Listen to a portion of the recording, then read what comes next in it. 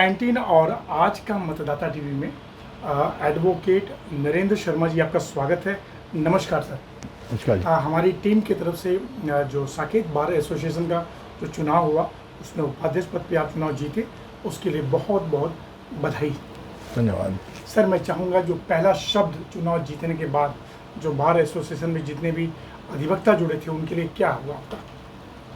सर्वप्रथम तो मैं उन सभी मतदाताओं को अपने दिल की सारी गहराइयों से धन्यवाद करना चाहूँगा कि उन्होंने मुझे चुनकर बार एसोसिएशन में भेजा, और अब मैं चाहूँगा कि मैं उनकी आवाज़ बन के भविष्य में उनके लिए कुछ अच्छे काम कर सकूँ जो समस्याएं वो अभी तक झेल रहे हैं।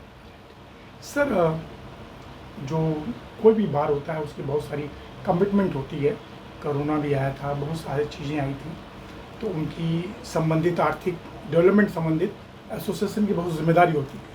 लेकिन सर्वप्रथम मैं चाहूँगा देश जिस परेशानी में चल रहा था 10-15 दिन से, उसके बारे में पहलगाम जो आतंकी हमला हुआ था, उस जो ऑपरेशन सिंदूर हुआ, तो मोदी जी को क्या कहना चाहेंगे आप? पहले तो मैं ये कहना चाहूँगा जो आतंकी हमला हुआ बड़ा ही दुखद है, और इस प्रकार का कोई भी हमला मानवीयता के खिलाफ है। वो किसी ने भी किया, किसी भी मंशा से किया, क्या दुराभावना रही, वो सब गलत है। किसी के घर का लाल उजड़ जाए, लाल चला जाए, किसी का पति चला जाए, बड़ा दुखद है।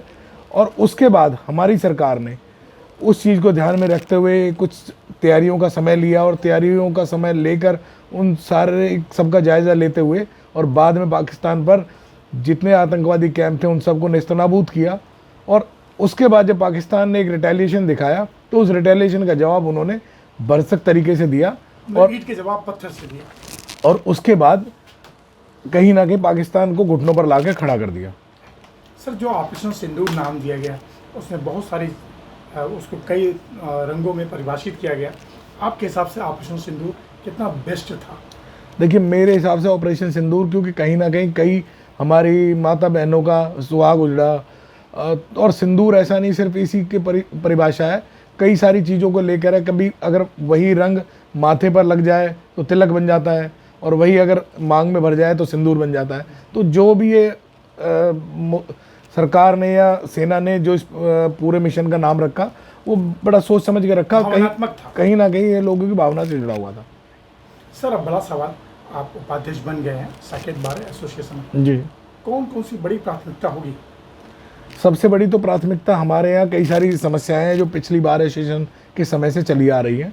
उनमें एक सबसे बड़ी तो कैंटीन की है कि कैंटीन में कहीं ना कहीं भरपूर खाना, और एक ये इंस्टीट्यूशनल कैंटीन है, तो अमूमन इन कैंटीन में एक तय रेट से ज़्यादा पे खाना नहीं मिलना चाहिए। वो मेरा पहला प्रमुख मुद्दा है। एक यहाँ लिफ्ट का मुद्दा है, एक बहुत बड़ा मुद्दा जो चैम्बर का लेकर है, एक साफ़ सफाई का मुद्दा है जो वॉशरूम की साफ़ सफाई का मुद्दा है, और एक पार्किंग का मुद्दा है जो हमारी बार एसोसिएशन में पार्किंग का मुद्दा है। एक अभी चलते चलते पता चला कि क्रच का भी बहुत बड़ा मुद्दा है कि क्रच के मुद्दे में जो यहाँ हमारे यहाँ वकील साथी जो आती है, महिला वकील साथी, उनके बच्चे या क्रच में खेलते हैं दिन भर, उसमें खेलने के लिए खिलौने नहीं है, जिस गद्दे पे वो बैठते हैं या कुछ उस तरह का सामान वो बिल्कुल नहीं है। इसके अलावा जो हमारे यहाँ एक डी स्ट्रेस रूम है, उस डी स्ट्रेस रूम में जो वेट लिफ्टिंग वगैरह करके या लोग दौड़ के या एक्सरसाइज करके अपने आप को तंदुरुस्त रखते थे, उसमें बहुत सारे सामान, अमूमन अधिकतर सामान खराब पड़ा है। तो इन सब मुद्दों को धीमे धीमे जो है पूरा करने की कोशिश करें। सर, क्या मतलब यहाँ पे लाइब्रेरी या अपडेटेड होने के लिए एजुकेशन या कुछ उसके लिए प्लानिंग है वकीलों के लिए? हमारे यहाँ 2 लाइब्रेरी हैं, एक चैम्बर ब्लॉक में ही है, एक कोर्ट ब्लॉक में है। कोर्ट ब्लॉक की लाइब्रेरी बहुत अच्छी है, चैम्बर ब्लॉक की लाइब्रेरी में भी अच्छे कंप्यूटर लगे हुए हैं। थोड़ा सा उसे अपडेट करने की आवश्यकता है, क्योंकि तय समय चुनाव काफ़ी समय से पेंडिंग थे, तो इस कारण शायद उन चीज़ों पर ध्यान नहीं दिया गया।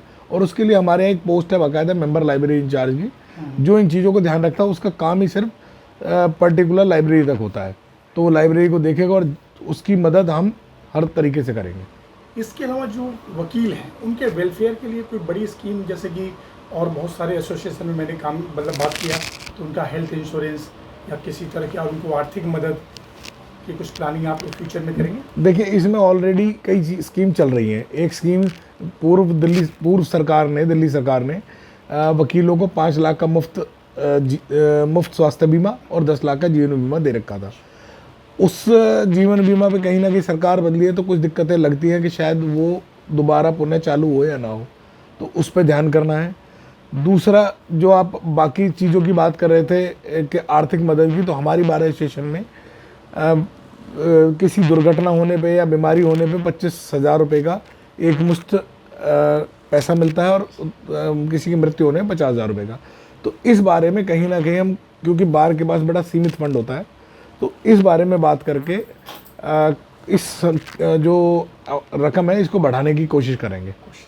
सर, एक बड़ा सवाल है, पूरे भारत देश में क्या पूरे विश्व में जुडिशरी को सर्वोपरि माना जाता है जी। राइट? हमारे भारत देश में बहुत ज़्यादा आस्था का विषय है, लेकिन कहीं ना कहीं, मैं अभी विवादों में नहीं जाऊँगा, बस मैं इतना आपसे पूछना चाहूँगा कि जुडिशरी में जो पारदर्शिता या न्याय मिलने में जो विलम्ब है, कितना और वक्त लगेगा कम से कम समय में एक जो वादी होता है उसको न्याय मिल सके? क्या इस पर कुछ प्रयास होगा सर आपका? देखिए जी, इसमें बहुत सारी चीज़ें सरकार के हाथ में और न्यायपालिका के हाथ में है। इसमें वकील का रोल बड़ा सीमित होता है, क्योंकि वकील को जो जज साहब कहेंगे कि अगली तारीख पे जो करना है वो कर देता है। अगर वो नहीं करता तो उस पर जुर्माना लगाया जाता है। तो इसमें बार एसोसिएशन से जो न्यायपालिका और सरकार मदद मांगेगी वो हमेशा तत्पर है। हमसे पहले भी हर सरकार ने हमसे पहले जो हमारे पदाधिकारी चुने गए उन्होंने खूब कोशिश की है और उन्होंने सहयोग किया है। इसमें सरकार को कुछ देखना है और सरकार एसोसिएशन के माध्यम से एसोसिएशन के पदाधिकारियों के साथ बैठकर कुछ नई चीज़ें इम्प्लीमेंट करे, जैसे कि कंप्यूटराइजेशन के मामले में कुछ मुख्य बदलाव करने की आवश्यकता है, जो कि हमारे यहाँ जो फाइलिंग प्रोसीजर है वो बहुत कॉम्प्लिकेटेड है। उस कॉम्प्लिकेटेड प्रोसीजर को इजी बनाया जाए और उससे फिर चीज़ें आसान रहेंगी। जैसे कि नंबर ऑफ जजेस वगैरह ओके हैं? नंबर तो पूरे देश में कम है। देखो, उस हिसाब से नंबर ऑफ जजेस ठीक है, बशर्ते उतने हिसाब से भी काम हो जाए, क्योंकि उतने हिसाब में भी कहीं ना कहीं इन दिक्कतों की वजह से जजेस अपना काम पूरी तरीके से नहीं कर पाते हैं, पूरी क्षमता से। राष्ट्र संबंधी सवाल है, कहीं भी कोई दिक्कत आती है तो सर तुरंत जो है याचिकाएं दायर हो जाती हैं और उसकी सुनवाई कुछ हो जाती है, कुछ नहीं हो जाती है। तो जो इस तरह की याचिकाएं दायर होती हैं उसमें क्या लगता है आपको, कितनी मतलब उसके अंदर सही जुड़ाव होता है या केवल हाईलाइट होने के लिए होती है सर? देखिए जी, वक्त में मैं बात करूँ, देखिए जी, हर सिक्के के दो पहलू हैं जी। मेरा देखने का नज़रिया अलग है, आपके देखने का नज़रिया अलग होता है। तो जिसको जो नज़रिया नज़र आता है वो अपने उस नज़रिए को लेकर ऊपरी अदालतों में या अदालतों में पहुंच जाता है। ये अदालत का काम है उस नज़रिए को देखकर उसमें बदलाव, उसमें सेग्रीगेशन करना कि भाई ये उनका नज़रिया सही है और कानून सम्मत सही है, क्योंकि हम लोग सभी संविधान से बंधे हुए हैं। तो संविधान की दिशा में अगर वो हमारे फंडामेंटल राइट और बाकी संविधान के जितने हमारे आर्टिकल्स हैं उनके हिसाब से अगर वो ठीक पाया जाता है और किसी कानून की अवहेलना नहीं होती है, तो सुप्रीम कोर्ट उस कानून को अमूमन नहीं छेड़छाड़ करता। पर जब किसी अन्य कानून की या किसी के विशेषाधिकारों की या अधिकारों का हनन होता है तो सुप्रीम कोर्ट या ऊपरी अदालतें उस बारे में इन्वॉल्व होती हैं और ऐसे कानून को रद्द किया जाता है। बस सर आप नरेंद्र शर्मा जी आज वर्तमान में उपाध्यक्ष हैं, भविष्य में जितने भी आपके मतदाता हैं, जितने भी आपके दोस्त हैं, बड़ी उम्मीद करते हैं, तो अगला स्टेप क्या होगा सर आपका? देखिए जी, ये सब भविष्य के गर्भ में है। इस कार्यकाल में जो बेहतर हो पाएगा वो करेंगे, बाकी भविष्य किसी को नहीं पता। जी। तो मैं इस बारे में कुछ नहीं, और ये सब अपने मतदाताओं के ऊपर छोड़ देता हूँ। और सब मेरे भाई हैं, सबको मौका मिले मेरे बाद चुनाव लड़ने का और वो चुनाव लड़ के जीत गए और हो सकता है मुझसे बेहतर काम कर दें, तो फिर मेरी आवश्यकता ही नहीं पड़ेगी। नहीं सर, आपकी आवश्यकता पड़ेगी, अब काफ़ी ऊर्जावान लग रहे हैं। तो लास्ट सर मेरे मन में एक सवाल आया, हमारी टीम का एक सवाल ये है कि दिल्ली में आप रहते हैं, अधिवक्ता भी हैं, बार एसोसिएशन के उपाध्यक्ष भी हैं, पॉल्यूशन बहुत बड़ी दिल्ली की समस्या है, क्या मुख्यमंत्री रेखा गुप्ता जी से कुछ विशेष मांग करेंगे आपका एसोसिएशन के माध्यम से? देखिए, इसमें बहुत सारी चीज़ें जो रेखा गुप्ता जी को करने की आवश्यकता है और इसमें कई सारी याचिकाएं भी हैं। 1-2 याचिकाओं में मैं भी हूँ, जिनमें मैं भी उनको देख रहा हूँ। उन याचिकाओं में बेसिकली है कि जब एक ट्रैफिक की समस्या है, जो गाड़ी 30 किलोमीटर की एवरेज कंपनी क्लेम करती है और गाड़ी देती है 12 किलोमीटर पर लीटर की एवरेज, तो वो सिर्फ इसलिए कि रोड आपके दुरुस्त नहीं है। अगर रोड दुरुस्त हो जाएंगे तो कुछ चीज़ समस्याएं तो वो हो जाएंगी। एक आजकल मैं देख पा रहा हूँ कि रोड के किनारे जितने पेड़ हैं उनको पाला नहीं जा रहा है, काटने की पे जोर है, मारने पे जोर है। और नए पेड़ लगाने की PWD शायद इच्छुक ही नहीं है। रोड के किनारे जो बची हुई कच्ची ज़मीन है, जो साइड में फुटपाथ और रोड के बीच में कच्ची ज़मीन होती थी, उसे कॉन्क्रीटाइज करके बिल्कुल बंद किया जा रहा है। ज़मीन के अंदर पानी नहीं जा रहा है। जो बचे कुछ पेड़ हैं आज के, वो पेड़ बिना पानी के अभाव में आज नहीं तो कल मरेंगे। एक NGT की गाइडलाइन है कि हर पेड़ के चारों तरफ 1 मीटर का घेरा होना चाहिए, जो कच्चा होना चाहिए।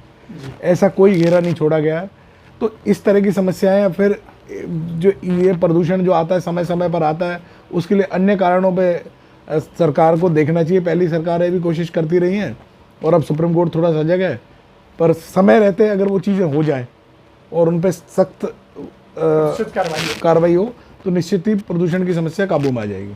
बस लास्ट अपने जो मतदाता हैं जिन्होंने आपको विजय बनाया, उनको एक बार थैंक्स बोल दीजिए। मैं अभी जितने लोगों ने मुझे सपोर्ट किया, मैं उनके लिए तहे दिल से आभारी हूँ। और जितने भी उनके लिए मैं एक ही शब्द कहना चाहता हूँ कि मैं सदैव उनके लिए तत्पर हूँ। हमेशा जब वो बुलाएंगे मैं तब उनके पास आ जाऊँगा और उनके लिए काम करूँगा। सर आपको बहुत बहुत धन्यवाद। फिर किसी विषय पर बात करेंगे। नमस्कार।